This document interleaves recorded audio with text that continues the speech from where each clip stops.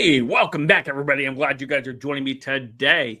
And if you were anywhere yesterday night, you would have obviously heard about the bombing in Iran with President Trump authorizing stealth bombers to deliver 3 huge payloads over some nuclear sites in Iran and delivering some big bombs on them. And of course, wherever you stand on that, that is not the issue today. But we're looking at Nancy Pelosi, who obviously comes out of the woodwork whenever she thinks she can or whenever she's sober enough to be able to get to Twitter. I have no idea how she's even logged into Twitter, by the way. I mean, it's Nancy freaking Pelosi. She's like ancient. I know 40-year-olds who have a hard time logging in to things like Twitter. Let alone someone who's like 85, 89. It's always abbreviated because she's on her fifth or sixth, round of some type of vodka type of drink.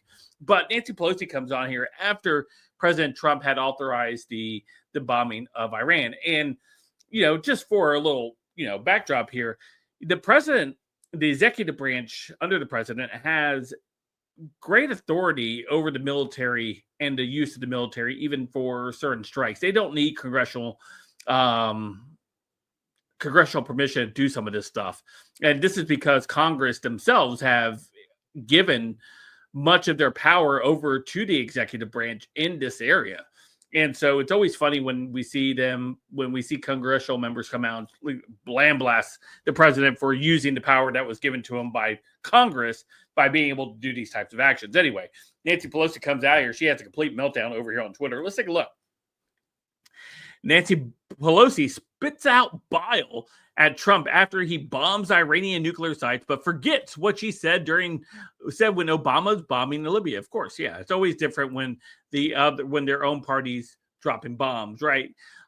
You just knew this was coming. Nancy Pelosi and Democrats are now attacking President Trump for destroying the Iranian regime's nuclear sites and bunker busting bombs. Saturday night, the U.S. military, under the direction of President Donald J. Trump, bombed 3 nuclear facilities in Iran. Just for the record, I would love for us to actually use our maybe bunker busters to destroy the cartels in Mexico. That'd be great. That'd be America first, right? But using bunker busters to destroy the cartel in Mexico, that'd be like a net win for the entire country and not, some foreign entity like Israel that we're continuing to do their bidding by cleaning up their messes. Anyway. Enough about that. The U.S. dropped 14 bunker busting bombs on Iran's largest nuclear site in Fordo. It was the largest ever attack by B-2 stealth bombers by the U.S. It was also the longest flight the bombers had made since 2001. The U.S. strike involved more than 125 aircraft. Pelosi went to tweet on X, said, "Tonight, the president ignored the Constitution by unilaterally engaging our military without congressional authorization. I join my colleagues in demanding answers from the administration on this operation, which endangers American lives and risks further escalation and dangerous destabilization of the region," she tweeted out. But, Obama, her god, if you will, had no problem doing the same thing under the authorization that Congress has given the executive branch, and he did this.